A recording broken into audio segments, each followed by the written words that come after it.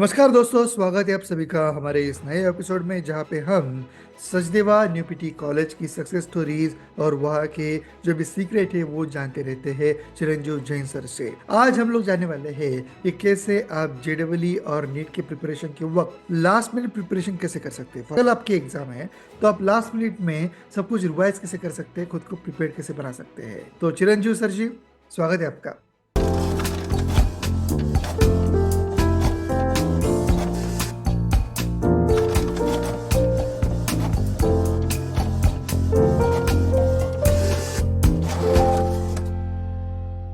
नमस्कार नमस्कार तेजस जी, फिर से आज जी। सर, जैसे कि हम लोगों ने इससे पहले डिस्कस किया था कि आप कैसे नोट्स बना सकते हैं या फिर कैसे आप प्रिपेयर कर सकते हैं, कॉन्फिडेंस कैसे बूस्ट कर सकते हैं।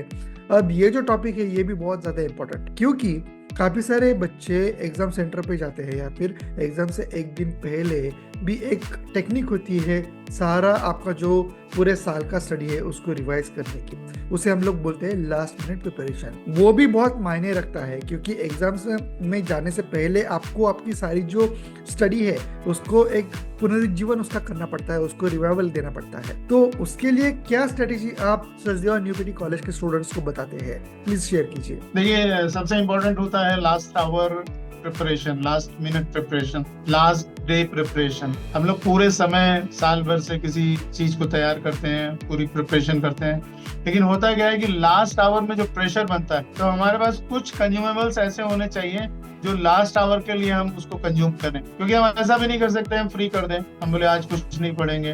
हमारा दिमाग ना उसको कहीं ना कहीं हमको अरेंज करना पड़ेगा कि कहीं पर वो काम पे लगे। अगर मान लिया वो काम पे नहीं लगेगा तो वो फिर हमको डिस्ट्रैक्ट करेगा, कुछ थॉट्स और लाएंगे। जैसे सिंपल सी बात है कि अगर आप फार्मिंग करते हो और अगर खेत को खाली छोड़ देते हो तो उसमें कुछ तो उगेगा, तो खरपतवार उगेगी, गार्बेज उगेगा। तो हमको क्या है कि उस आवर के लिए, उस मिनट के लिए कुछ असाइनमेंट ऐसे हो जो रेडी रिवीजन पे हो। मतलब जैसे मान लिया मेरे साल भर की तैयारी है, साल भर में मैंने पढ़ाई की।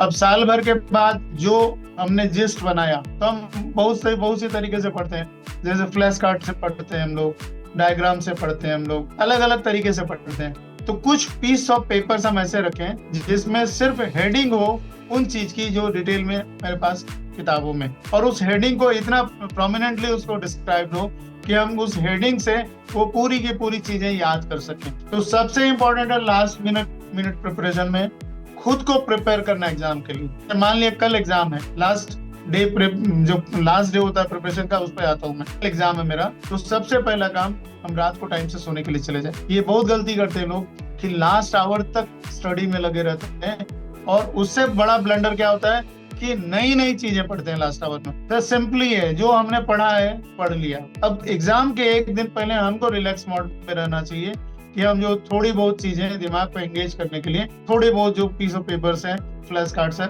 उसको रिवीजन के लिए तैयार रखें। सबसे इम्पोर्टेंट है नींद हमको पूरी आनी चाहिए, और वो रेस्टलेस रहती है, वो रात जो होती है वो सच में उसमें नींद आने में दिक्कत होती है। तो हम सबसे इम्पोर्टेंट है सोने के लिए समय पर चले जाएं और नींद पूरी लें। जब हम दूसरे दिन सुबह उठें तो उठकर तैयार होकर फिर अब हम जब हमको हमारा सेंटर कहाँ है, वो सेंटर भी हम एक दिन पहले देख लें, लोकेट कर लें। कई बार क्या होता है एक ही नाम के दो सेंटर होते हैं एक शहर में, और गलती से हम कहीं पहुंच गए और कहीं का कहीं हम फिर गलत पहुंच गए तो फिर दौड़ दौड़ के दूसरी जगह जाना होता है। हम अपनी लास्ट डे की प्रिपरेशन एक दिन पहले कर लें। अब बचा टाइम कि हम एग्जाम हॉल की ओर जा रहे हैं, तो उस लास्ट आवर प्रिपरेशन में सबसे इम्पोर्टेंट पार्ट क्या है, हमको अपने साथियों से बचना चाहिए। उस समय एग्जाम हॉल के बाहर हम जब इकट्ठे होते हैं, कई बार पेरेंट्स छोड़ने के लिए जाते हैं, कई बार खुद को जाना होता है, तो जब भी हम जाए तो हम अपने आप में रहें। क्योंकि किसी समय क्या है, कोई आपका साथी आया बोला अरे तुमने ये पढ़ा क्या या ये नहीं पढ़ा क्या, और संयोग से मैंने नहीं पढ़ा, तो फिर सारी चीजें खराब होती। अब बचा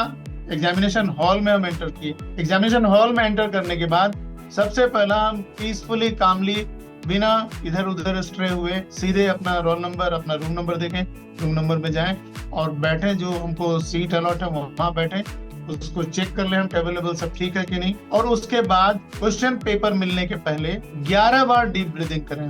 ये एक एक्सरसाइज मैं बता रहा हूँ बच्चों को जो एग्जाम देने वाले हैं। आप क्या हो रहा है कि आप दिमाग आपका कहीं ना कहीं बिजी है, एंगेज है, पजल्ड है, इसलिए कि पता नहीं क्या होगा। अब होता है कि उस चक्कर में ना हमारी ब्रीदिंग बढ़ जाती है, हमारी सांसें भरने लगती है। तो जब सांसें तेज होने लगती है, या कई बार क्या होता है हम लेट से एग्जामिनेशन हॉल पहुंचे, वो भी एक ब्लंडर है। दौड़ते दौड़ते सेंटर पे गए, दौड़ते दौड़ते अपने सीट पर गए, कभी भी ना बॉइलिंग वाटर में इमेज नहीं बनती सर। तो सबसे इम्पोर्टेंट है हमको उस समय काम एंड क्वाइट करना। 11 बार हम डीप ब्रीदिंग करें और फिर जो पेपर हमको मिलता है वो उस पेपर को हम खोलें। और फिर मान लिया उसके बाद भी एक ब्लंडर होता है।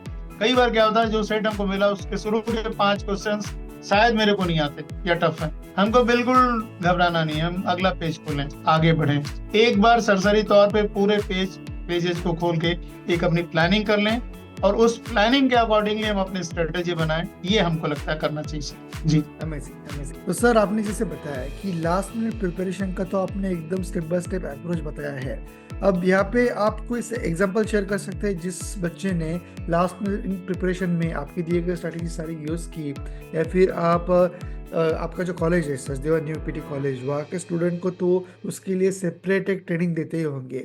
तो कोई एग्जांपल है आपके आंखों के सामने जिसने ये फॉलो किया और उसको फायदा हुआ? जी जी, बहुत से एग्जाम्पल है सर। अभी मैं एक एग्जाम्पल ले सकता हूँ, हरमीत सिंह करके एक स्टूडेंट रहा हमारा, वो कोरबा का रहने वाला है बेसिकली। 2018 में उसका सिलेक्शन हुआ राजनांदगांव मेडिकल कॉलेज की। जब वो पढ़ता था सर तो वो इतना ज्यादा अपने आप को एंगेज कर लेता था, मतलब इतना हैप्पीली अपने प्रिपरेशन में आ जाता था। हम लोग मॉक टेस्ट लेते हैं सर हर संडे, और उस मॉक टेस्ट में उसकी ट्रेनिंग हमने कर दी। वो जब आता था तो एकदम से जब टेस्ट स्टार्ट होता था तब वो पहुंचता था दौड़ते दौड़ते। और ब्रिलियंट बच्चा, ब्रिलियंट, मतलब वो कहीं भी ऐसा नहीं कि सेलेक्ट नहीं हो, लेकिन क्या है उसकी आदत जो थी वो उसी ढंग की थी कि आखिरी देर तक पढ़ना और देर तक दौड़ते दौड़ते वो सॉल्व में आना। तो हमने उसको जिस समय मॉक टेस्ट हो रहा था 2018 में सिलेक्शन हुआ, 17-18 में था हमारे साथ, हमने उसको एक दिन रोका। हमने कहा कि बेटा तुम्हारा एग्जाम ना हाफ एन आवर पहले स्टार्ट होता है, मान लो तुमको अगर 12 बजे हम एग्जाम के लिए बुला रहे हैं तो तुमको 11:30 बजे रिपोर्ट करना है, ये नेक्स्ट टाइम से करो,